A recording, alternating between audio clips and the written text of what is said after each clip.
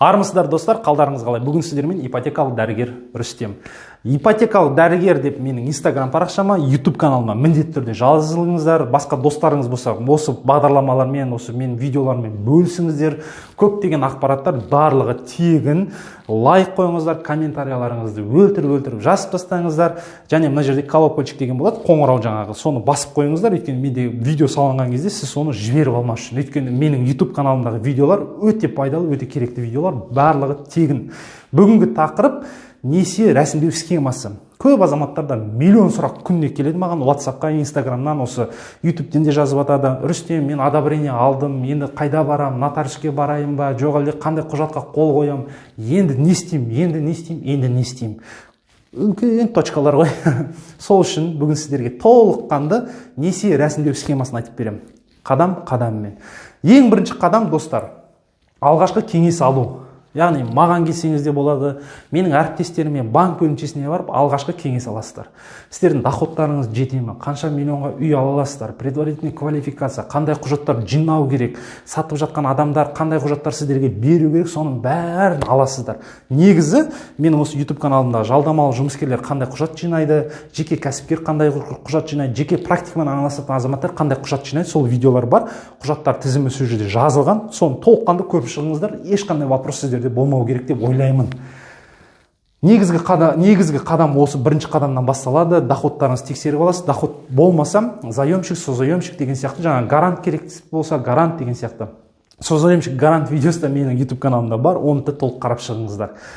Бірінші қадамнан өттіңіздер, келесі қадам, екінші қадам, яғни ипотека рәсімдеу қадамы. Яғни жаңа бірінші қадамда сіз айттыңыз, үй таптыңыз, қандай үй банктың талаптарына сәйкес келеді, соның бәрін оценкадан өткіздіңіз, құжаттарыңызбен бізге келесіз, маған келесіз, банк бөлімшесінің менеджерге келесіз, ипотека рәсімдейсіз. Ипотека рәсімдеу кезінде үйді сатып жатқан адамдардан қандай құжат керек, мен сіздерге айта кетейін. Ең бірінші, ерлі-зайыптылар болса, жеке куәліктердің көшірмесі керек болады, неке куәліктердің көшірмесі керек болады. Ажырасқан болса, некені бұзды деген, қайтыс болған болса, қайтыс болды деген анықтамалармен келеді. Сонымен қатар 20 сандық, яғни 20-значный КЗ счеты болу керек, басқа бір банктен ашады. Яғни біз ақшаны қай счетқа аударамыз, соны бізге алып келуіміз керек. Несие рәсімдеп жатқан кезде үйді сатып жатқан адамдардың қажеті жоқ. Ол кісілердің керек емес. Өзіңіз жақтан дәл жаңағы заемщик болса, мысалы сіз өзіңіз ғана, созаемщик болса да, мысалы да, жаңағы жеке куәліктеріңіз, әйеліңіздікі, неке туралы куәлік, жаңағы балалардың туу туралы куәлігін алып алыңыз, несие тарихыңыз, соның бәрін алып алыңыз, мысалы да. Енді алғашқы жаңағы қадам берген кезде сіз оның бәрін тексертіп өтіп алдыңыз ғой, доход көрсетіп алдыңыз. Мына жерде де соның көшірмелерін алып келесіздер. Сонымен қатар үйді сатып жатқан адамдардан үйдің құжаттарын алғызасыздар. Яғни тек паспорт, форма 2 сондан алады. Дәл осы форма 2 бойынша менің YouTube каналымда видео бар. Форма 2-ны онлайн қалай алуға болады, соны да көрсеңіздер болады. Үйдің құжаттары, яғни үйдің правоустановлюющий документтері. Ол акт ввода в эксплуатацию болуы мүмкін, договор дарения болуы мүмкін, договор купли-продажа болуы мүмкін, неше түрлі құжаттар. Сол құжаттардың көшірмесін алып келесіздер да. Ипотека рәсімдейміз. Ипотека рәсімдейміз екінші қадам. Ары қаратай үшінші қадам. Ипотекаға жаңағы өтінім бергеннен кейін, біз өтінімді қабылдаймыз. Оның бәрі регистрациядан өткеннен кейін сізге оң шешім 20 минутпен немесе 15 күннің ішінде келуі мүмкін. 20 минутпен ол егер сізде ешқандай жаңағы доходыңыз бәрі идеальный болса, жаңағы да, басқа бір банкте қарызыңыз болса, соны жаппаған, сондай бәрі күшті болып тұрса, сіз 20 минуттың ішінде одобрение аласыз.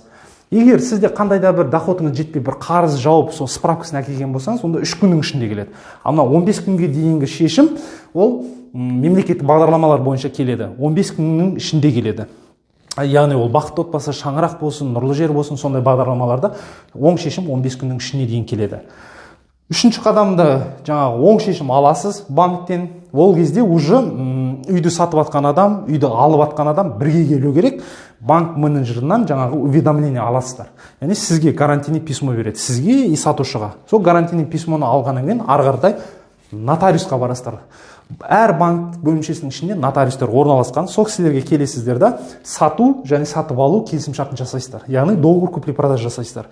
Ол кезде үйді сатып атқан адамдардың құжаттарының барлығы түп нұсқасы болу керек. Жеке куәлік, үйдің құжаттары барлығы түп нұсқасы болу керек. Сіз жақтан да бүткіл құжаттар түп нұсқа, яғни оригинал болу керек. Сол құжаттармен келдіңіздер да, договор купли-продажа жасадыңыздар. Онан кейін сол договор купли продажаға қол қойғаннан кейін ол нотариус арқылы регистрацияға кетеді, Министерство юстицияға. Регистрация бір жұмыс күнін алады. Регистрациядан кейін үйді сатып алып атқан адам, яғни заемщик, үйді сатып алып атқан адам форма 2 алады. Форма 2 алады.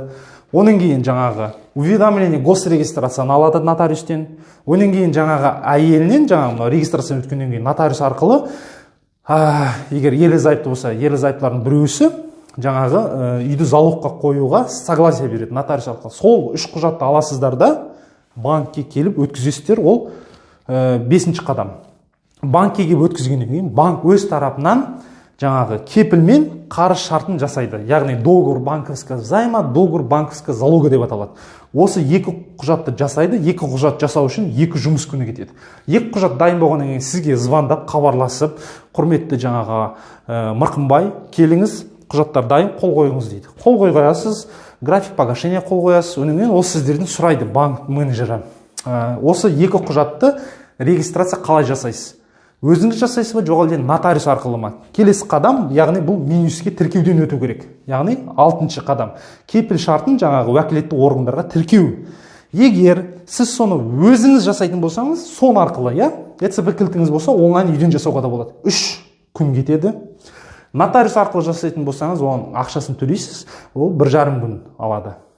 Опять же, мынау регистрациядан өткеннен кейін, жаңа договор займа, договор банковского залога деген регистрациядан өткеннен кейін, опять же, форма 2 шығарасыз, ЕЦБ кілтіңіз арқылы немесе цонға барып, уведомление госрегистрациясын аласыз, онан кейін ол құжаттарды келесіде банкке өткізесіз. Банкке өткізгеннен кейін банк келісімшарттарға қол қоясыз, график погашениеңізді аласыз, сол моментте параллельно ақша аударылып атады, сатып жатқан адамға жаңағы 20 счеттің басында алып келдіңіздер ғой, ақша аударылады. Міне достар, негізгі 7 қадам осылай. Бар жоғы, егер орта есеппен алатын болсақ, зайым рәсімдеу 7 немесе 10 күннің арасында жүзеге асады. Егер сіз жылдамырақ бәрін күшті мықтап істейтін болсаңыздар, одан да аз уақытта зайым рәсімдеп бітуге болады. Құрметті достар, бүгінгі тақырып несие рәсімдеу схемасы болды. Қандай да бір сұрақтарыңыз болса, комментарийға міндетті түрде жазыңыздар, мен жауап берем. Лайк басыңыздар, достарыңызбен бөлісіңіздер. Сау, саламат болыңыздар.